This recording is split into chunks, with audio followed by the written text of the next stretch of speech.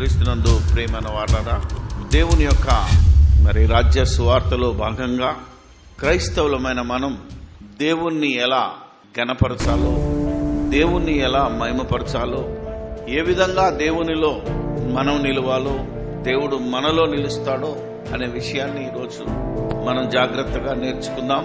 ఈరోజు క్రైస్తవులైన వారికి కానీ, క్రైస్తవేతరులైన వారికి కానీ అందరికీ సిలువ వేయబడిన యేసుక్రీస్తు బోధ ద్వారా ఒక చక్కని హెచ్చరికను మనం ఒకసారి చూసుకుందాం. మరొకసారి చదివి ఈరోజు ఆ విషయం మనం ఆలోచిద్దాం. తెస్సలోనికలకు రాసిన 2వ పత్రిక 1వ అధ్యాయము 6వ వచనాన్ని చదివి ముందుకు వెళ్దాం.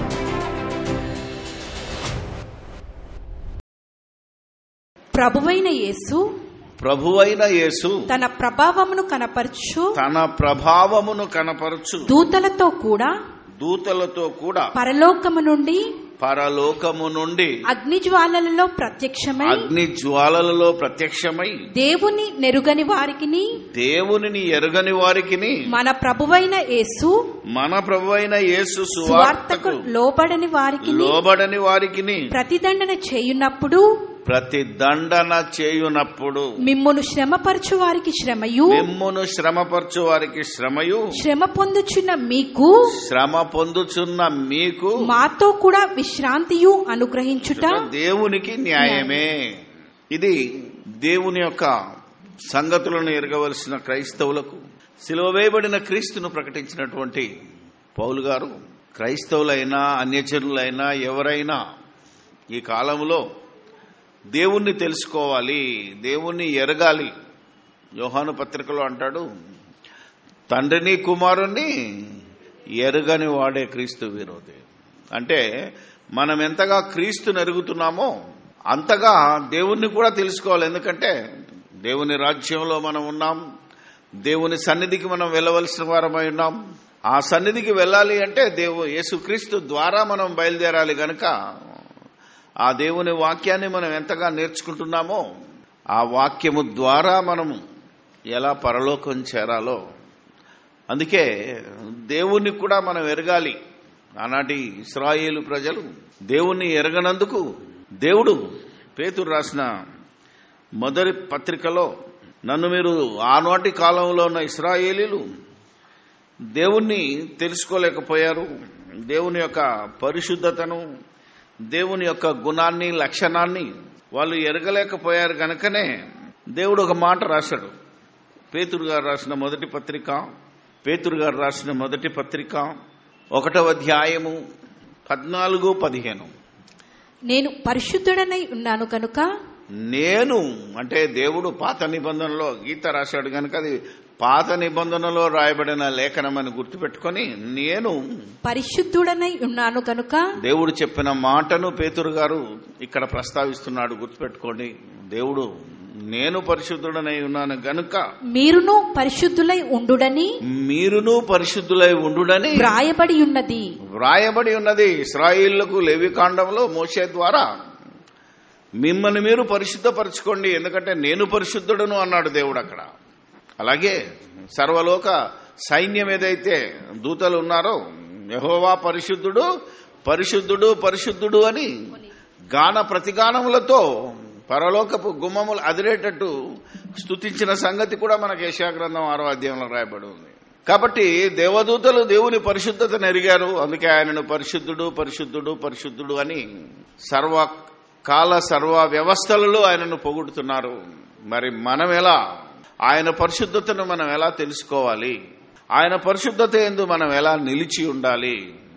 ఒకవేళ ఇశ్రాయేలీలు పోయినా పర్వాలేదు, కానీ వాళ్ళని గురించి మనం ఇప్పుడు ఆలోచించే సమయం కూడా లేదు. కనుక క్రైస్తవులమైన మనము ఆ దేవుని యొక్క పరిశుద్ధతలో ఏ విధంగా నిలవాలో మనం తెలుసుకొని తీరాలి.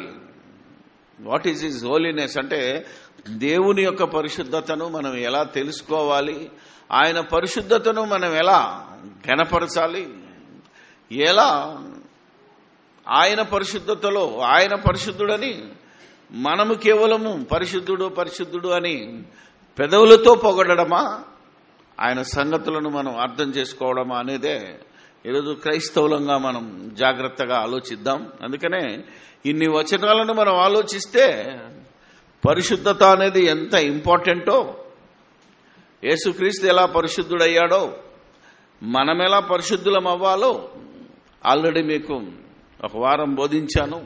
యేసుక్రీస్తు ఏ విధంగా పరిశుద్ధుడయ్యాడో, ఆయన సాత్వికుడు, దీన మనస్సు గలవాడు గనుక ఆయన కాడిని మనం మోస్తే దేవుని యొక్క మాటలను యథాతథంగా దేవుని ఆజ్ఞలను ఆయన పాటించి మరి దీన మనస్సు కలిగిన వాడై పరిశుద్ధతను నిలబెట్టుకున్నాడు. అలా దేవుని పరిశుద్ధులంగా మనం కూడా ఉండాలి అంటే మనం కూడా జాలిగల మనసు, వినయము, విధేయత, ప్రేమ, దీర్ఘశాంతము అలాంటి దేవుని లక్షణాలను మనము, యేసుక్రీస్తు యొక్క లక్షణాలను మనం కలిగి ఉంటే మనము పరిశుద్ధులంగా బతకగలం. కానీ మనము పరిశుద్ధులంగా బతకాలి అంటే దేవుని పరిశుద్ధత, దేవుడు ఏ విధంగా ఆయన పరిశుద్ధతను ఎరగమని చెప్పాడో బైబిల్లో మనుషులు మస్తు చెప్తారు. ఈరోజు సంఘాలు ఎక్కువై, బోధకులు ఎక్కువై, నానా విధముల బోధల చెత్త తిప్పబడుతున్న ఈ కాలంలో మనము దేవుని వాక్య ప్రకారంగా ఆలోచన చేయాలి. దేవుని వాక్యంలో రాసున్న దాని ప్రకారంగా ఏ విధంగా దేవుని మనం మహిమపరచాలో, దేవుని పరిశుద్ధతలో మనం నిలబడాలో మరొకసారి దేవుని వాక్యం, చదవబడిన వాక్యంలోనికి వెళ్తే దానికంటే ముందు దేవుని అనాది సంకల్పం కూడా మీకు గుర్తు చేస్తాను. ఈ సృష్టిని, సృష్టిలో సమస్తాన్ని, అందులో మనల్ని, అలా మనల్ని సృష్టించిన తర్వాత, అంటే ఆదామును కన్న తర్వాత ఆదాములోంచి అవ్వను తీసి వాళ్ళని ఆశీర్వదించిన విధానాన్ని మనం గమనించింది. పౌలు గారి ద్వారా చెప్పిన మాట ఒకటి మీకు జ్ఞాపకం చేస్తాను. ఏమని? ఆయన అనాది సంకల్పం ఏంటో మీ అందరికీ తెలుసు కదా. ఏంటది?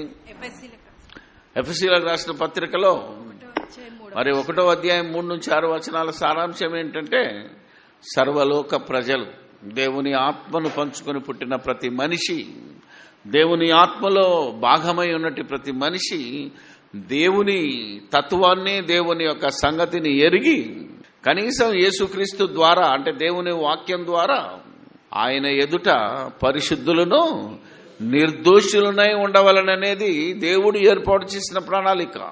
నువ్వు పరిశుద్ధుడిగా ఎలా నిలబడతావు అంటే నిర్దోషిగా ముందు నువ్వు నిలబడాలి. పరిశుద్ధతలో నిలబడడం అంటే ఎవరైనా నీ మీద దోషము మోపినా, నేరము మోపినా అది దేవుని ముందు దోషము లేనిదిగా ఉండాలి. అది పరిశుద్ధతకు. దేవుని యొక్క పరిశుద్ధతను మనము కలిగి ఉన్నాము అంటే, దేవుని ఎరిగినాము అంటే, యేసుక్రీస్తును మరి ఆ కాలంలో అనేక మంది, మీ అందరికీ తెలుసు, యూదులు ప్రతి ఒక్కడు ఆయనను నిందించడమే తప్ప, ఆయనను తప్పు పట్టడమే తప్ప ఆయన మీద నేరం మోపడానికి క్షణము ప్రయత్నించినా ఆయన ఏమన్నాడు? మనం నాలో పాపమున్నదని మీలో ఎవడైనను నిరూపించగలడా అని బహిరంగంగా మాట్లాడాడు. అంటే ఎంతమంది దోషులుగా నిలబెట్టాలని ప్రయత్నించినా నిర్దోషిగా నిలబడటమే దాని అర్థం. అదే ఖచ్చితంగా పరిశుద్ధతను, దేవుని పరిశుద్ధతను నిలబెట్టినాడు గనక ఆయన పరిశుద్ధుడయ్యాడు. ఈరోజు మనం కూడా ఏ విధంగా పరిశుద్ధులము అయినామో, ఏ విధంగా దేవుని పరిశుద్ధతలో నిలబడాలో యేసుక్రీస్తు పరిశుద్ధతను మనం గ్రహించగలిగాం. ఇప్పుడు యేసుక్రీస్తు ఎలా పరిశుద్ధుడయ్యాడో మనం ఆల్రెడీ విన్నాం. మన పరిశుద్ధత ఎలా ఉంటుందో కూడా మనం విన్నాం. ఇప్పుడు దేవుని పరిశుద్ధత అంటున్నాడు. ఇది ప్రత్యేకమైన పదంగా మనకు కనబడుతుంది గనక మనం ఆలోచన చేద్దాం. ఇప్పుడు హెబ్రీయులకు రాసిన పత్రిక 12వ అధ్యాయం 7వ వచనం నుండి, శిక్షాఫలము పొందుటకై మీరు సహించుచున్నారు. దేవుడు కుమారులనుగా మిమ్మల్ని చూచుచున్నాడు. దేవుడు కుమారులనుగా అంటే ఆయన పిల్లలుగా మనల్ని చూస్తున్నాడు.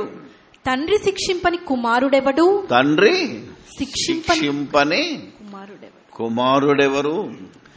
కుమారులైన వారందరూ శిక్షలో పాలు పొందుచున్నారు. మీరు పొందని ఎడల దుర్బీజులే కాని కుమారులు కారు.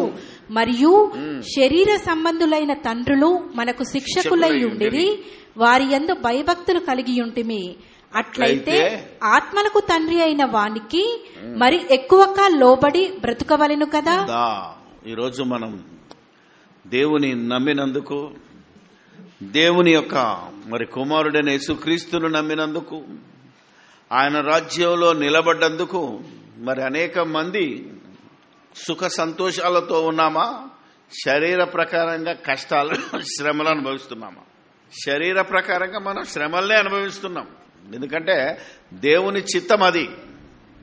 ఈ లోక సంబంధమైన వాటికి దూరంగా ఉండాలంటే శరీర సంబంధంగా దేవుని చేత శిక్ష, ఆత్మకు తండ్రి అయిన దేవుడు శిక్షిస్తున్నాడంటే ఆత్మ చాలా క్షోభిస్తుంది. ఈరోజు శరీరమేమో ఒకటి కావాలంటుంది, ఆత్మ ఏమంటుంది వద్దంటుంది. ఈ మధ్యలో ఘర్షణ వలన మనకు శిక్షణ, మనం శిక్షలోకి వస్తున్నాం. అంటే దేవుడు మనకెందుకు ఈ శిక్ష అన్నాడు అనుకో, దేవుని మనం నిందించినట్టు అవుతుంది. దేవుడు ఎందుకు మనల్ని శిక్షిస్తున్నాడు?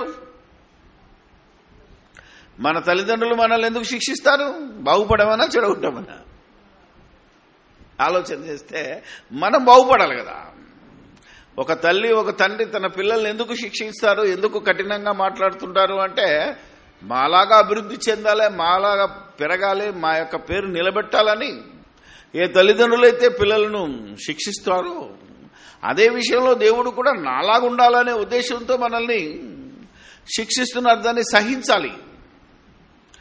ఆ యొక్క క్యారెక్టర్ ఎరగకపోవడమే ఈరోజు మనం దూరం అవ్వడానికి కారణం. ఆ రోజు ఇశ్రాయేలులు ఎలాంటి దుర్మార్గులో, ఎన్ని క్యారెక్టర్లు కలిగిన వాళ్ళందరినీ దేవుడు ఎందుకు కఠినంగా భయంకరంగా ఎందుకు వాళ్ళని శిక్షలోనికి గురి చేశాడో, ఎన్నో వరాలు ఇచ్చి అద్భుతాలు చేసిన దేవుడు వాళ్ళకు నెబుకద్నెజర్ కాలానికి తీసుకెళ్లి బానిసత్వంలోనికి ఎందుకు దేవుడే అప్పగించాడు అంటే వాళ్ళు బాగుపడాలనే తప్ప, అవునా కదా, వాళ్ళు చెడిపోవడానికి కాదు. ఆ విషయంలో మనకి యొక్క తత్వాన్ని, దేవుని ఆలోచనను మనకు బయలుపరుస్తున్నాడు భక్తుడు. ఇక్కడ దేవుని యొక్క మనస్సును మనం ఆలోచన చేస్తున్నాం. నశించిపోవుచున్న సువర్ణం పేతురు అంటాడు, అది అగ్ని వలన పరీక్షింపబడాలి. మెరుగుపడాలి అంటే పరీక్ష గురవ్వాలి, శిక్ష గురవ్వాలి. దేవుడు ఎందుకు మనల్ని శిక్షిస్తున్నాడు అనేది మనకు చెబుతూ, వారు కొన్ని దినముల మట్టుకు తమకిష్టము వచ్చినట్టు మనలను శిక్షించిరి కానీ తల్లిదండ్రులు మనము తన పరిశుద్ధతలో పాలు పొందవలెనని, మనము తన పరిశుద్ధతలో పాలు పొందవలెనని మన మేలు కొరకే ఆయన శిక్షించుచున్నాడు. మన మేలు కొరకే ఆయన శిక్షించుచున్నాడు. That is most important. ఇది ఇశ్రాయేలు గ్రహించలేకపోయారు. చిన్న దానికే ఏ విధంగా దేవుని విసిగించారో, చిన్న విషయాల్లో ఏ విధంగా మరి మోషేను అహరోన్ను విసిగించారో ఈరోజు కొన్ని మనం ఉదాహరణలు చూద్దాం. ఎందుకంటే మనము చిన్న కష్టం కాదు, ఎంత పెద్ద కష్టమైనా దేవానికి స్తోత్రము అని మనం పలికేంత లెవెల్కి దేవుడు మనల్ని పరీక్షిస్తున్నాడు అంటే అది మనకు మేలు. ఆ మేలును ఎలా అర్థం చేసుకున్నా, ఎలా చెప్తున్నాడు అంటే తన పరిశుద్ధతను మనం గ్రహించుట కొరకే. అంటే దేవుని యొక్క పరిశుద్ధత, దేవుని యొక్క మనసు, దేవుని యొక్క ఆలోచన, మన ఎడల దేవునికున్న ఆ దయా సంకల్పాన్ని నువ్వు గ్రహించుటకే ఈ విధమైన మరి శిక్షకు మనల్ని గురి చేస్తున్న తల్లిదండ్రులు అయితే కొంతకాలమే. ఎంతకాలం చెప్తే వింటారు మన పిల్లలు? పెద్ద అయ్యేంత వరకే, అవునా కదా. కొంచెం మెచ్యూరిటీ వచ్చిందనుకో, ఆ తర్వాత మనం కొడితే వింటరా, తిడితే వింటరా? ఈరోజు మన పిల్లలు ఆ పెద్దేదో కానీ ఇప్పుడే తిరుగుబాటు చేస్తున్నారు చిన్నోళ్ళు. కానీ దేవుడు నిన్ను వదలడు అంటున్నాడు. వాళ్ళు కొంత మట్టుకే కానీ దేవుడు నిన్ను సత్యంత వరకు శిక్షిస్తాడు అంటున్నాడు. అది గుర్తుపెట్టుకోవాలి. ఎందుకంటే అంతము వరకు సహించిన వాడెవడో వాడు రక్షింపబడతాడు. కనుక నిన్ను ఈ లోకంలో నుంచి, శరీరంలో నుంచి వేరయ్యేంత వరకు తన శిక్షణలో నిన్ను పెంచుతాడు, తన శిక్షకు నిన్ను గురి చేస్తాడు. ఎందుకంటే ఇది దేవుని తత్వము. ఈ దేవుని యొక్క పరిశుద్ధతను, ఆయన యొక్క మనసును ఎరగాలి గనక ఈ విధంగా చెప్పుకుంటూ వచ్చి ఏమన్నాడంటే తన పరిశుద్ధత అన్నాడు. ఏమన్నాడు? తన పరిశుద్ధతలో పాలు పొందవలనని మన మేలు కొరకే ఆయన మనల్ని శిక్షించుచున్నాడు. మరియు ప్రస్తుతమందు సమస్త శిక్షయు దుఃఖకరముగా కనబడునే కాని, ఏమండి అంతేనా కదా, దేవుడు మనల్ని పరీక్షిస్తున్నప్పుడు ఆయన మనకు ట్రైనింగ్ ఇస్తున్నాడు అనుకో. శిక్షణ అంటే ఏంటిది? ట్రైనింగే అనుకుందాం. ఎందుకంటే దేవుని రాజ్యంలో ఎలా బతకాలి, దేవలోకానికి ఎలా వెళ్ళాలో ట్రైనింగ్ ఇస్తున్నాడు. ఈరోజు ఏ ట్రైనింగ్ అయినా చేసేటప్పుడు ఎలా ఉంటుంది? కఠినంగా దుఃఖకరమే కదా ఆలోచన.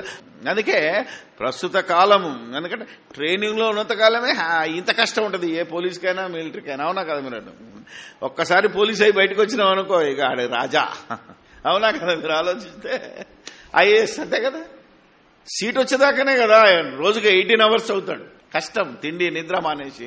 ఒక్కసారి ఆఫీసర్ అయిందనుకో బుక్ పట్టాల్సిన అవసరం లేదు, దర్జా. ఇంకా నేను చేయలేడు సెంట్రల్ గవర్నమెంట్ లెవెల్లో. ఇది నువ్వు ఆలోచిస్తే ఇగో దీనికి చెప్తున్నాడు కొంతకాలమే. ఇది దుఃఖకరంగా మనకు అనిపించవచ్చు, సంతోషకరంగా కనబడదు. అయినను దాని యందు అభ్యాసము కలిగిన వారికి అది నీతియును. చూసారా, దానికి దాన్ని అర్థం చేసుకున్నవాడికి ఏం దొరుకుతుందంట? నీతియు సమాధానకరమైన ఫలమిచ్చును. సమాధానకరమైన ఫలమిచ్చును. ఇప్పుడు కష్టపడితే దాని ఫలం, ఎవడైతే కష్టపడతాడో ఈ లోకాన్ని జయిస్తాడో వాడికి ఏమిస్తానన్నాడు? జీవవృక్ష ఫలం పరదేశులో. కాబట్టి ఆ ఫలం ఎంత గొప్పదో ఇప్పుడు తెలియదు మనకు, దాన్ని అనుభవించినప్పుడు తెలుస్తుంది. దానికోసమే దేవుడు మనల్ని శిక్షిస్తున్నాడు. అంటే ఆయన పరిశుద్ధతలో నిలబడటం అంటే ఏంటో మీరు ఇప్పుడు గమనించాలి. మనం పరిశుద్ధులుగా బ్రతకటం, ఆయన పరిశుద్ధతలో నిలవడం ఎంత ఈక్వల్? రెండు ఈక్వలే. కానీ పదాన్ని బట్టి ఈరోజు మనం ఆలోచిస్తున్నాం. బైబిల్ చదివినా కొద్దీ ఏ యాంగిల్లోకి వెళ్ళినా అది రైట్ గానే ఉంటుంది. నువ్వు పరిశుద్ధుడిగా నిలబడ్డారా? యేసుక్రీస్తు ఎన్ని శ్రమలు అనుభవించాడో అన్ని శ్రమలు అనుభవించాడు. మనం ఎన్ని శ్రమలు అనుభవిస్తున్నామో మనకు తెలుసు. అలా శ్రమలను అనుభవిస్తేనే మనం పరిశుద్ధతలో నిలబడ్డవారం, పరిశుద్ధులం అవుతాం. ఇప్పుడు దేవుని పరిశుద్ధతలో నిలబడటానికే దేవుడి శ్రమలు ఇచ్చానని అట్నుంచి ఇటు చెప్తున్నాడు దేవుడు. ఈ విషయం ఇశ్రాయేలుకు అర్థం కాలేదు, కాబట్టి మనమైనా అర్థం చేసుకోవాలి. రైట్. కాబట్టి వడలిన చేతులను సడలిన మోకాళ్లను బలపరచుడి, మరియు కుంటికాలు వెనుకక బాగుపడు నిమిత్తము మీ పాదములకు మార్గములను సరళము చేసుకొనుడి. అందరితో సమాధానమును, దిస్ ఈజ్ మోస్ట్ ఇంపార్టెంట్, అందరితో సమాధానమును పరిశుద్ధతను కలిగియుండుటకు ప్రయత్నించుడి. ఇప్పుడు ఇది పరిశుద్ధత లేకుండా ఎవడునూ ప్రభువును చూడడు. కాబట్టి దేవుని పరిశుద్ధతను ఎరగకపోయినా దేవుణ్ణి చూడలేవు నువ్వు. మనం పరిశుద్ధతగా లేకపోతే మన ప్రభువైన యేసుక్రీస్తును కూడా మనం చూడలేము. రెండున్నాయి ఇక్కడ. సో ఈ విధమైన ఆలోచనతో కనుక మనం వెళితే అందరితో సమాధానం. ఈరోజు దేవుడు అందరికీ సమాధానం ఇస్తున్నాడా? కొందరికేనా? నమ్మనోనికైనా ఈ లోకంలో అందరూ ఒకే రకంగా బతకాలి. ఆడికి కష్టాలున్నాయి, నీకు కష్టాలున్నాయి. అతడికి రోగం ఉంది, నీకు రోగం ఉంది. అతడు కష్టపడితే లాభం దొరుకుతుంది, నువ్వు కష్టపడితే లాభం దొరుకుతుంది. దేవుడు లేడన్నవాడు బతుకుతున్నాడు, దేవుడు ఎక్కడున్నాడని ప్రశ్నించిన వాడు బతుకుతున్నాడు, దేవుడు ఉన్నాడని నమ్మినోడిని తిట్టినోడు, కొట్టినోడు, హింసించినోడు కూడా బతుకుతున్నాడు ఈరోజు. ఇది కృపాకాలం గనక. ఒకప్పుడు దేవుని మీద తిరుగుబాటు చేసినాడు ఏ విధంగా నాశనం అయ్యాడో ఒకసారి చూస్తే, అది ఎందుకు జరిగిందో, దేవుడు అలా ఎందుకు శిక్షించాడో అది కూడా మనం ఆలోచన చేయాలి. అందుకే దేవుని పరిశుద్ధతలో కొందరు భక్తులు నిలవలేకపోయారో ఒకసారి మనం ఒక మంచి సాక్ష్యాన్ని మనం చూద్దాం. ఎన్నోసార్లు చూపించినా మరలా మనం చూసుకోవాలి. ఎందుకంటే ఇది ఒకసారి చెప్తే మనకు అర్థం కాదు, రెండోసారి చెప్పినా మనకు అర్థం కావట్లేదు, ఎన్నిసార్లు చెప్పినా మనం తప్పిపోతున్నాం. కనుకనే అర్థమయ్యేంత వరకు చెప్పుకోవాలి. సంఖ్యాకాండము చూద్దాం. దేవుని పరిశుద్ధతను ఎరగడం అంటే, ఘనపరచడం అంటే, సన్మానించటం అంటే, పాత నిబంధనలో ఒక గొప్ప భక్తుడు ఆలోచన చేయాలి. యేసుక్రీస్తు ఎవరితో పోల్చుకున్నాడో, యేసుక్రీస్తుకున్న గుణాలలో పాత నిబంధనలో ఒక గొప్ప ప్రవక్తకు ఎలా ఉన్నాయో, ఆయన దేవుని ఇల్లంతటిలో నమ్మకస్తుడుగా ఉన్నాడో, సాత్వికుడుగా ఉన్నాడో, యేసుక్రీస్తు కూడా దేవుని ఇంటి మీద నమ్మకంగా అధికారిగా ఉన్నాడు, సాత్వికుడై ఉన్నాడు. అలాంటి మోషే ఏ విధంగా ఎటువంటి సమయంలో దెబ్బతిన్నాడో మనం ఈరోజు జ్ఞాపకం చేసుకొని ఆ సంయమనంతో మనము ఏ విధంగా దేవుని యొక్క పరిశుద్ధతను సన్మానించాలో ఈరోజు ఒక ఉదాహరణ, 2 ఉదాహరణలు చూసుకొని ముగిద్దాం. సంఖ్యాకాండం 20వ అధ్యాయం 3 నుంచి చదువుదాం. జనులు మోషేతో వాదించుచు జనులు మోషేతో వాదించుచు అయ్యో మా సహోదరులు యెహోవా ఎదుట చనిపోయినప్పుడు మేమును చనిపోయిన ఎడల ఎంతో మేలు. ఏమంటున్నారండి? ఇక్కడ దాకా వచ్చారు, అర్థమైందా లేదా? అంతకుముందు ఎంతో మంది చచ్చిపోయినారు, వాళ్ళతోటి మేము చచ్చిపోతే బాగుండేది అనుకుంటారంటే ఈడెంత నిస్పృహకు గురై మోషేను మన భాషలో అంతే కదా ఇబ్బంది పెడుతున్నారు, ఈ భాషలో పరేషాన్ చేస్తున్నాడు అని అర్థం. ఆలోచించి ఏమంటున్నారంటే అందరు వినేటట్టు అప్పుడే చచ్చిపోతే బాగుండేది కదా, ఇంత దూరం వచ్చి చచ్చిపోవడం ఏంటి, మళ్ళా ఎట్లయినా చచ్చిపోయేది ముందే చచ్చిపోతే బాగుండేది కదా అంటే వీడెంత విసిగిస్తున్నాడో ఈ ఇశ్రాయేలు మనం ఆలోచించాలి. అయితే మేమును మా పశువులను ఇక్కడ చనిపోవునట్లు ఈ అరణ్యములోనికి యెహోవా సమాజమును మీరేలా తెచ్చితిరి? ఈ కాని చోటికి మమ్ము తెచ్చుటకు ఐగుప్తులో నుండి మమ్మను ఏల రప్పించితిరి. ఈ స్థలములో గింజలు లేవు. ఇది వినండి, ఇప్పుడు ఈ స్థలములో గింజలు లేవు, అంజూరాలు లేవు, ద్రాక్షలు లేవు. ఏం కొడుకుంటున్నారు? తిరిగేదే ప్రయాణం, అవునా కదా? ఈ ప్రయాణంలో నువ్వు ఎన్ని భరించాలి? అన్ని దొరుకుతాయండి ప్రయాణంలో. అమ్మా అప్పుడప్పుడు మేము ట్రైన్లో కార్లో ప్రయాణించడం, నీళ్లు దొరకాయి, ఏం చేయాలా? ఎందుకురా ఈ జర్నీ అని క్యాన్సిల్ చేసుకుంటామా? తిండి దొరకదు, అవును. ఆలోచించగలిగితే ఎన్నో దొరకాయి, కానీ వీళ్ళు ఉన్నదే ప్రయాణంలో ఏమంటున్నారు? గింజలు లేవట, ద్రాక్షలు కావాలంట, అంజూరాలు కావాలంట, దానిమ్మలు లేవు, త్రాగుటకు నీళ్ళే లేవనిరి. అబ్బా ఎంత బెస్ట్ ఫుడ్ కోరుతున్నాడు, తిండి తింటే చాలేదా నాయన అనుకునేదానికి. దానిమ్మలు లేవు, త్రాగుటకు నీళ్లే లేవని. ఫైనల్ గా ఏంటివి? కనీసం నీళ్ళన్నా ఈ రావా అని అడుగుతున్నాడంటే ఆలోచన చేయాలి. ఇప్పుడు ఇది నిజంగా నడిపిస్తున్న నాయకునికి ఎలా ఉంటది ఇప్పుడు చెప్పండి? వాళ్ళు మండుతుందా లేదా? ఖచ్చితంగా.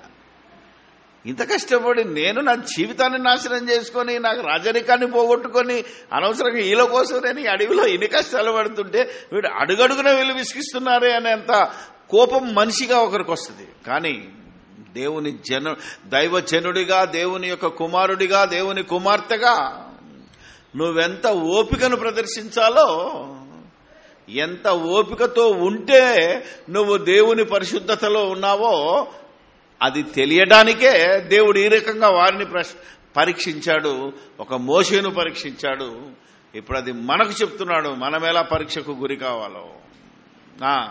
అప్పుడు మోషే అహరోనులు సమాజము ఎదుట నుండి ప్రత్యక్షపు గుడారం యొక్క ద్వారంలోనికి వెళ్లి సాగిలపడగా యెహోవా మహిమ వారికి కనపడెను.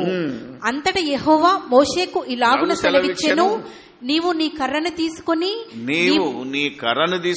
నీవును నీ సహోదరుడైన అహరోనును ఈ సమాజమును పోగు చేసి వారి కన్నుల ఎదుట ఆ బండతో మాటలాడుము. దేవుని మాట ఇది. వాళ్ళు అడుగుతున్నారు కదా, నీళ్ళన్నా ఇమ్మంటున్నారు. కనీసం నీళ్ల కోసం నువ్వు ఆ బండ ఉన్నది, నేను వెంబడించే బండ, ఆ బండ నువ్వు కర్ర తీసుకొని పోయి వాళ్ళ కన్నుల ఎదుట, అక్కడ ఒక మాట రాసి ఉంటుంది, ఏమనుంటది? వారి కన్నుల ఎదుట వారు చూచుచుండగా అని అర్థం. ఆ బండతో మాట్లాడుము అన్నాడు దేవుడు. అది నీళ్లనిచ్చును. నీవు వారి కొరకు నీళ్లను బండలో నుండి రప్పించి సమాజమునకును వారి పశువులకును త్రాగుటకిమ్ము. యెహోవా అతనికి ఆజ్ఞాపించినట్లు మోషే ఆయన సన్నిధి నుండి ఆ కర్రను తీసుకొని పోయెను. తరువాత మోషే అహరోనులు ఆ బండ ఎదుట సమాజమును పోగు చేసినప్పుడు అతడు వారితో, ద్రోహులారా వినుడి. ఏమండి ఎక్స్ట్రాడినరీగా వచ్చింది. నేనేం చెప్పినా ఈయన పోయి ఏమంటున్నంటే కడుపు మసులుతుంది. మరి అవునా కదా? ఆలోచన చేయగలిగితే ఎవరికైనా మనిషిగా మనం ఆలోచిస్తే ఏమంటారు? ఆవేశం. ఏంటిది ఇంత చేసినా వీళ్ళందరూ ఇన్ని ఎర్ర సముద్రం పాయలు చేశాం, అవునా కదా? నీళ్ళ నుంచి ఏదైతే తీసుకొచ్చాం, ఎన్ని అద్భుతాలు. పగలు మేఘస్తంభం ఎండగొట్టకుండా, రాత్రి అగ్నిస్తంభం చలి పెట్టకుండా, అంటే ఏసీ అంతే కదా. ఓవర్ మొత్తం ఈ దేశం వాళ్ళు నడుస్తున్న ప్రదేశం అంతా ఏసీని చేయడం అంటే ఆలోచన చేయాలి. ఇన్ని చేసినా వీళ్ళు ప్రతి క్షణం అడుగడుగున విసిగిస్తున్నారు అనగానే కోపం వచ్చేసేది. ద్రోహులారా అనేశాడు. ఇది ఫస్ట్ తప్పు మోసే చేసింది. ఆలోచన చేయాలి. ఎందుకంటే ధర్మశాస్త్రంలో వ్రాయబడిన మాట ఏంటంటే, నీ సహోదరుని ద్రోహి అంటే అది నరహత్యతో సమానం. అది ఎవరు చెప్పారు ఇశ్రాయేళ్లకు? మోసేనే చెప్పాడు, దేవుని దగ్గరికి వెళ్ళి తీసుకొచ్చి. ఇప్పుడు మోసే ఏమంటున్నాడు? Simple thing. ఆలోచన చేయండి. ఓకే, అదొకటి. ఆ తర్వాత, మేము ఈ బండలో నుండి మీ కొరకు నీళ్లు రప్పింపవలెనా అనెను. అప్పుడు మోషే తన చెయ్యి ఎత్తి 2 మారులు తన కర్రతో ఆ బండను కొట్టగా నీళ్లు సమృద్ధిగా ప్రవహించెను. సమాజమును పశువులను త్రాగెను. అప్పుడు యెహోవా మోషే అహరోనులతో, మీరు ఇశ్రాయేలీల కన్నుల ఎదుట నా పరిశుద్ధతను సన్మానించినట్లు నన్ను నమ్ముకొనకపోతిరి గనుక ఈ సమాజమును నేను వారికిచ్చిన దేశంలోనికి మీరు తోడుకొని పోరని చెప్పెను. చాలా ఎంత బాగుంది చెప్పండి. ఇప్పుడు సాత్వికుడు, నమ్మకస్తుడు, అవునా కదా, ఒక రాజ్యాన్ని వదిలేసి వచ్చాడు. ఆయనని ఏ స్థితిలో నుంచి దేవుడు నిలబెట్టాడు? ఫస్ట్ ఆయన ఒక అంతకుడు. తెలుసా మీకు మోషే ఎవరు? అంతకుడు కూడా. ఫస్ట్ ఐగుప్తిని చంపి పారిపోయించున్నాడు. అలాంటి వ్యక్తిని దేవుడు అనుకుని పరీక్షిస్తూ వస్తున్నాడు. అన్ని పరీక్షల్లో నెగ్గాడు. కానీ చివరికి వచ్చేసరికి ఏమైపోయాడంటే, దేవుని మాట జాగ్రత్త, ఇశ్రాయేలీయుల కన్నుల ఎదుట అనే మాట 2 సార్లు రాయబడింది. ఎందుకంటే అంతకు ముందు పాపం శబాస్ అనిపించుకున్నాడు. నిర్గమకాండము 17వ అధ్యాయం 5వ వచనం చూద్దాం. అందుకు యెహోవా, నీవు ఇశ్రాయేలీల పెద్దలలో కొందరిని తీసుకొని ప్రజల ముందుగా పొమ్ము. నీవు నదిని కొట్టిన నీ కర్రను చేత పట్టుకొని పొమ్ము. ఇదిగో అక్కడ హోరోబులోని బండ మీద నేను నీకు ఎదురుగా నిలిచేదను. నీవు ఆ బండను కొట్టగా ప్రజలు త్రాగుటకు దానిలో నుండి నీళ్లు బయలుదేరినని మోషే సెలవీయగా, మోషే ఇశ్రాయేలీల పెద్దల కన్నుల ఎదుట అట్లు చేశాను. అవునా కదా. మొదటిసారి ఏం చేశాడు? కర్ర తీసుకొని పో, అవునా కదా. నదిని కొట్టినట్టు ఏం చేయాలి? బండను కూడా కొట్టు. ఇది విన్నాడు. ఇప్పుడు రెండోసారి ఏమన్నాడు? బండతో మాట్లాడమన్నాడు. కానీ మోషే ఏం చేసిండు? మొదటిసారి కొట్టమన్నాడు కదా, నదిని కొట్టాను, బండను కొట్టాను కదా, మళ్ళీ కొడతాను అంటే దేవుని యొక్క మాట వినకపోవడమే, దేవుని ఆజ్ఞను పాటించకపోవడమే, దేవుడు చెప్పిన ప్రతి దానిని మనం తూచా తప్పకుండా ఎందుకు ఏంటి, ఓహే అలాగే ఉంటదిలే, అప్పుడున్నది ఇప్పుడెందుకు ఉండదులే అనే ఆలోచనతో మనం గనక ముందుకు సాగితే దేవుడు ఎలాంటి శిక్ష విధిస్తున్నాడో. 40 సంవత్సరాలు అడవిలో తిరిగి వాళ్ళకు ధర్మశాస్త్రాన్ని ఇచ్చిన మోషే ఏ దేశానికైతే వెళ్లి పాలు తేనెలు ప్రవహించే దేశాన్ని చూడాలని 40 సంవత్సరాలు ఆశ కలిగి ఉన్నాడో, ఈ చేసిన చిన్న తప్పు అదే అన్నాడు, నా పరిశుద్ధతను మీరు సన్మానించలేదు అన్నాడు. జాగ్రత్త. గత వారం కూడా మీకు చెప్పాను, నిన్ను స్వస్థపరచు యెహోవాను నేనే అన్న దగ్గర చాలా మంది దీన్ని ఫ్రీగా వాడుకుంటున్నారు కదా, ఇప్పటికీ రాసుకుంటారు. కానీ నిన్ను స్వస్థపరచు యెహోవాను నేనే, కానీ కండిషన్ అప్లై. అర్థమైందా? అది కండిషన్. పేపర్లో అడ్వర్టైజ్మెంట్ వస్తుంటుంది, ఇదంతా ఫ్రీయే, కానీ కింద కండిషన్ అప్లై అని ఉంటుంది. ఇది మనం చదవం జాగ్రత్తగా. ఈరోజు పేపర్లో వచ్చింది. ఆ రోజు ఇశ్రాయేలు కూడా ఎందుకు వాళ్ళను స్వస్థపరచనన్నాడో దానికి ఇచ్చిన కండిషన్స్ ఈరోజు వాళ్ళు గమనించలేదు, ఈరోజు క్రైస్తవులు కూడా గమనించట్లేదు. ఏమనంటే స్వస్థపరుస్తాడు దేవుడు, స్వస్థపరుస్తాడు దేవుడు, నువ్వు ఎసొంటుడు అయినా రా అంటున్నాడే తప్ప అక్కడ కండిషన్ ఉందనే సంగతి తెలియట్లేదు వీళ్ళకి. ఎలా ఆ కండిషన్లో ఏం చేశాడో తెలుసా? నిర్గమకాండము 15వ అధ్యాయము 26వ వచనం. ఈరోజు ఎక్కడ చూసినా వాక్యాన్ని తనకు అనుకూలమైన ముక్క తీసుకుంటున్నాడే తప్ప ఎక్కడ పూర్తిగా రాయటం లేదు ఎవడు. అవునా కదా? మీరు ఆలోచించాలి. చాలా చెప్పాను మీకు. వివాహము అన్ని విషయంలో ఫుల్ స్టాప్ పెట్టెత్తున్నాడు, కానీ ఘనమైనది గాను ఆ మాత్రం రాస్తే ఇది సొమ్మేం పోయిందండి? అవునా? పెళ్లికాడు మీద అది కట్ చేసి ఫుల్ స్టాప్ ఎందుకు పెడుతున్నాడో ఇది అక్రమం అని ఎవరికి అర్థం అవట్లేదు. ఆలోచన చేయాలి. ఇంకోటి చెప్పాను కదా, యెహోవా వలన ఆశీర్వదింపబడిన వాడా బయట నిలబడనేలా లోనికి రా, అంతవరకే వాడుకుంటావు, ఎందుకంటే నీకు నచ్చింది కనుక. దాని తర్వాత నీ ఒంటెలకు నీకు సిద్ధపరిచాను ప్లేస్ అనేది ఎవడు వాడాడు, ఎందుకంటే అసలు పిలిచింది ఒంటెల కోసం. అవునా కదా? ఆడి కోసం బస సిద్ధపరచడానికి కోసం ఆ మహానుభావుడు ఎవరైనా ఎలియాజర్ కోసం ఆ స్థలం సిద్ధపరిచాడు కనుక లోపలికి రా బాబు అంటున్నాడు తప్ప మరొకటి కాదు. అది రాస్తే వీళ్ళకు గుడి మీద రాసుకునేది పోతుంది కదా, చర్చి మీద రాసుకునేదానికి అర్థం తెలియదు కదా. అంటే ఎలా వాడుకుంటున్నామో దేవుని వాక్యాన్ని మన అవసరం నిమిత్తం మనము దేవుని ఆలోచనలోనికి వెళ్ళడమే దేవుని పరిశుద్ధతను సన్మానించటం. మనము దేవుని ఎరుగుటయే, దేవుని మనస్సును ఎరుగుటయే దేవుని పరిశుద్ధతను సన్మానించటం. అందుకనే మోషేను ఏ విధంగా అన్నాడో ఇప్పుడు దానికి ముందు ఇదే మోషే వాళ్ళతో చెప్తున్న మాటను మీరు గమనించినట్టయితే, మీ దేవుడైన యెహోవా వాక్కును శ్రద్ధగా విని, ఏమంటున్నాడు? మీ దేవుడైన యెహోవా వాక్కును శ్రద్ధగా విని. ఎలా వినాలి? మామూలుగా కాదు, శ్రద్ధగా. ఇప్పుడు మోషే శ్రద్ధగా విన్నాడా, అజాగ్రత్తగా విన్నాడా? చెప్పింది ఎవరు? ఆయనే. అవునా? ఏం చేస్తున్నాడు? ఇప్పుడు అందుకే బోధకులమైన మనం అనేకములు తప్పిపోతున్నారు, విశ్వాసులైన వారు అనేకులు తప్పిపోతున్నారు. మా అంత గొప్పోడు లేడన్నోడు ఎందుకు తప్పిపోతున్నాడో మనం ఆలోచించాలి ఈరోజు. ఆయన దృష్టికి న్యాయమైనది చేసి, ఆయన దృష్టికి, ఎవరి దృష్టికి? మనుషుల దృష్టికి కాదు, సంఘాలు సంస్థల దృష్టికి కాదు, నీకు సపోర్ట్ చేసేవాడి దృష్టికి కాదు. అందుకే ఉత్తమమును అనుకూలమైన దేవుని చిత్తాన్ని ఎరగాలంటాడు నూతన నిబంధనలో. ది సేమ్ థింగ్ ఇక్కడ ఉన్నదే అక్కడ వివరించి రాశాడు పౌలు, ధర్మశాస్త్రాన్ని ఎరిగిన వాడు గనక. మోషే గ్రంథాలన్నింటినీ క్షుణ్ణంగా చదివినవాడు గనక పౌలు రాసిన మాట హెబ్రీ పత్రిక 12వ అధ్యాయంలో ఉంటుంది కదా, 12 కదా. సహోదరులారా, ఉత్తమమును దేవునికి అనుకూలమైన సజీవ యాగముగా మీరు మీ యొక్క శరీరములను ఆయనకు సమర్పించుకోండి అని రాసింది పౌలు. This is the same thing. ఇక్కడ నుంచి అక్కడికి వెళ్ళింది అది. ఆయన ఆజ్ఞలకు విధేయులై, ఆయన ఆజ్ఞల కంటే చెప్పిన మాటకు విధేయులై, ఆయన కట్టడలన్నిటినీ అనుసరించి నడిచిన ఎడల నేను ఐగుప్తీయులకు కలగచేసిన రోగములలో ఏదియు మీకు రానివ్వను, నిన్ను స్వస్థపరచు యెహోవాను నేనే అనెను. మనం ఏది వాడుకుంటున్నాం అంటే ఒక్కటే ముక్క, నిన్ను స్వస్థపరచు.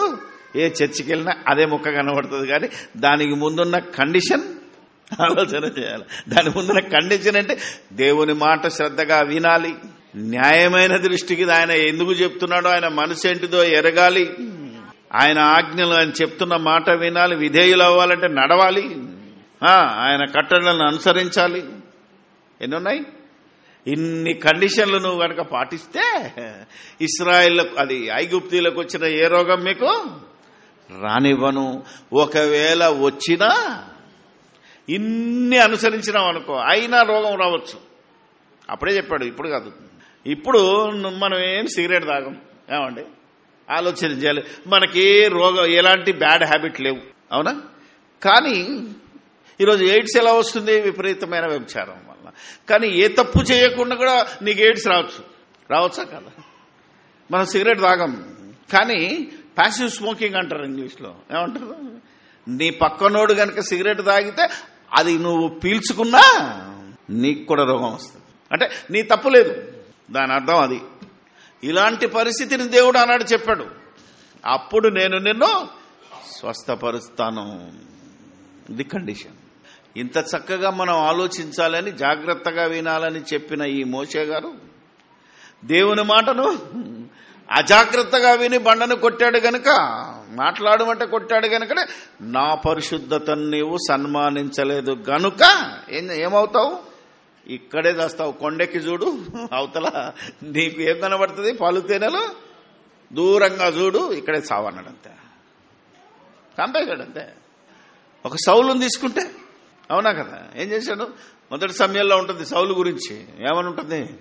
అమాలేకులతో యుద్ధం చేయి, అక్కడ ఉన్న పశువులను, గొడ్లను, గోదలన్నింటినీ చంపేయి అన్నాడు. ఈయనేం చేశాడు? ఏం చేశాడమ్మా? సమూయేలు. చూద్దాం 15వ అధ్యాయం దాదాపు 13 నుంచి 29 వచనాలను మరి ఎక్స్ప్లెయిన్ చేయాలంటే టైం ఎక్కువ పడుతుంది కనుక ఏదైతే దేవుడు చెప్పాడో దానిని సౌలు పాటించావా లేదా అని సమూయేలు అడిగినప్పుడు పాటించానన్నాడు. కానీ సమూయేలు ఏమంటాడంటే 14లో వచనం 14, అలాగైతే నాకు వినబడుచున్నా గొర్రెల అరుపులను ఎడ్ల రంకెలను ఎక్కడివి అని అడిగాను. అందుకు సౌలు అమాలేకీయుల యొద్ద నుండి జనులు వీటిని తీసుకుని వచ్చిరి నీ దేవుడైన యెహోవాకు బలులు అర్పించుటకు జనులు గొర్రెలలోను ఎడ్లలోను మంచి వాటిని ఉండనిచ్చిరి మిగిలిన వాటినన్నిటిని మేము నిర్మూలన చేసిమనగా. ఇప్పుడు ఎవరైనా సౌలు ఎవరు? రాజు. రాజు మాట జనాలు వినాలనా, జనుల మాట రాజు వినాలనా? ఆలోచన చేయాలి. ఇప్పుడు రాజుకి ఇచ్చిన ఆజ్ఞ ఏంటిది? అన్ని చంపాము. జనులేమన్నారు? ఈడ చంపినా కానీ బలిస్తాం కదా, అవునా కదా? జనులు ఎలాంటి వాళ్ళు? కొవ్విన వాటిని బలిచ్చారనుకో, దేవుడు ఏమన్నా తినటోడా? బలిచ్చిన తర్వాత ఎవడు తిందామని? వీళ్ళు తిందామని. అర్థమైందా లేదా? బలిచ్చిన తర్వాత వీళ్ళేగా తినేది. అందుకని వాళ్ళు ఇచ్చిన సలహాను బట్టి రాజుకు కూడా ఇష్టమైంది. సో మనం కూడా తినొచ్చు కదా అనుకొని ఏం చేశాడు? నీ దేవుడైన యెహోవాకే బలిద్దామని తెచ్చామయ్యా అంటే అప్పుడు దేవుడు ఏమన్నాడు తెలుసా? ఇక నువ్వు కథం అన్నాడు. అంతే. 19వ వచనంలో నీవు ఎందుచేత యెహోవా మాట వినక దోపుడు మీద ఎగబడి ఆయన దృష్టికి కీడు చేసితివనెను. అబ్బా, ఎందుకు ఎగబడ్డాడంటే దోపుడు సొమ్ము అంటే బాగా తిందామని అలవాటు పడ్డాడు. అందుకనే ఇక ఇచ్చాడు. చూడు 22వ వచనం చదువు. అందుకు సమూయేలు తాను సెలవిచ్చిన ఆజ్ఞను ఒకడు గైకొనుట వలన యెహోవా సంతోషించినట్లు ఒకడు దహన బలులను అర్పించుట వలన ఆయన సంతోషించునా? ఆలోచించుము. బలులు అర్పించుట కంటే ఆజ్ఞను గైకొనుటయు పొట్టేళ్ల క్రొవ్వు అర్పించుట కంటే మాట వినుటయు శ్రేష్టము. తిరుగుబాటు చేయుట సోదె చెప్పుటయును పాపముతో సమానము. మూర్ఖతను అగపరచుట మాయా విగ్రహము గృహదేవతలను పూజించుటతో సమానము. యెహోవా ఆజ్ఞను నీవు విసర్జింతివి కనుక నీవు రాజుగా ఉండకుండా ఆయన నిన్ను విసర్జించననగా. కథం. ఏం చేశాడు దేవుడు ఉద్దేశం ఏంటి? ఇక్కడ కూడా సౌలు ఏం చేశాడంటే దేవుని యొక్క పరిశుద్ధతను సన్మానించలేకపోయాడు, దేవుని పరిశుద్ధతలో నిలవలేకపోయాడు. దేవుడి పరిశుద్ధత ఏంటంటే ఆయన ఆజ్ఞను గైకొంటే మనం ఆయన పరిశుద్ధునిగా మనం ఒప్పుకున్నట్టు.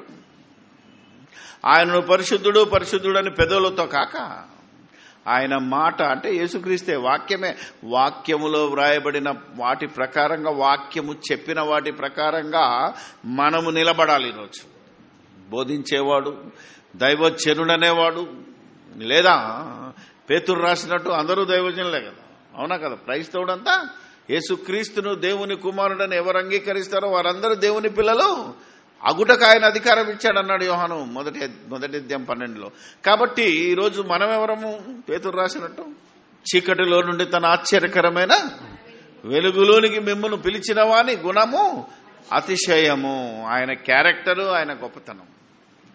ప్రచురము చేయు నిమిత్తము. ఎందుకంటే ఎవరి గుణాన్ని, ఎవరి అతిశయాన్ని ఆయన ప్రచురం చేశాడు? దేవుని గుణాన్ని, దేవుని లక్షణాలను, దేవుని యొక్క పరిశుద్ధతను ఆయన బయలుపరిచాడు మనకు. ఇప్పుడు మనం యేసుక్రీస్తుని బయలుపరుస్తున్నామంటే, యేసుక్రీస్తు దేవుని బయలుపరచంటే ఇప్పుడు మనం దేవుణ్ణి ఎరగాలి, యేసుక్రీస్తుని ఎరగాలి. కనుకనే మనల్ని ఏమన్నాడు తెలుసా? మీరు రాజులైన యాజక సమూహమును, దేవుని సొత్తైన ప్రజలను, పరిశుద్ధులను అని ఉంటుంది. ఆలోచన పరిశుద్ధ జనం అంటాడు. సో దేవుని జనంగా, దేవుని పరిశుద్ధతను మనం గౌరవించే వాళ్ళగా, దేవుని పరిశుద్ధతలో మనం నిలబడాలి అంటే దేవుని ఆజ్ఞకు లోబడాలి. ఏమాత్రము అజాగ్రత్తగా ఆయన మాట వినకూడదు, ఆ తర్వాత ఎదురు చెప్పకూడదు అంటున్నాడు. ఈరోజు చాలా మంది ఎదురు తిరిగే వాళ్ళే ఉన్నారు తప్ప చెప్పిన మాట విను అంటే ఎందుకు వినాలి? అంతేనా కదా?